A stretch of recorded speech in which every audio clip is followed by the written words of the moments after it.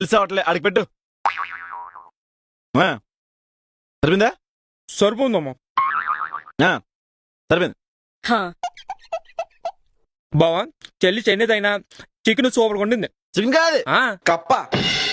కప్పను ఉడకబెట్టి ఉప్పు కారంలో ముంచి తీసి నీకు ఇచ్చింది.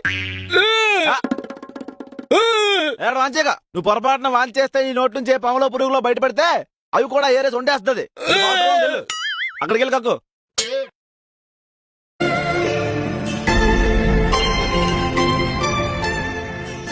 బావా మా చెల్లి రైలు కూర ఎర్రగొట్టేసింది.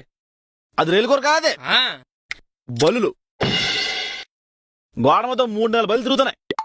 ఎందుకని చెప్పి వండేసింది.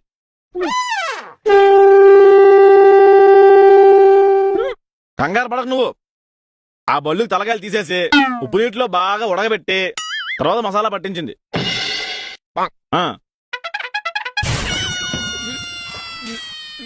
ఏం కాదులేరా.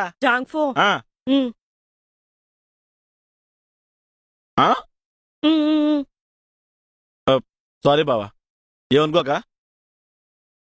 అది బల్లి ఉడకబెట్టలేదంట, పచ్చి వేసింది.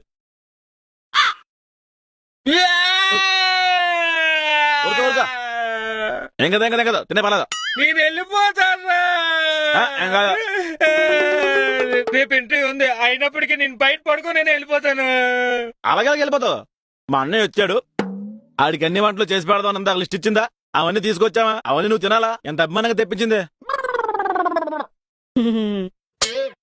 నేను తిన్న బావ చచ్చిపోతాను. మీ ఇంటికి వస్తే ఇదా చేస్తావు నాకు. తిని చదువులే పొద్దులే తోకడా కొడక, నీ చేతులు ఇరిగిపోను, నీ కాపురం కూలిపోను.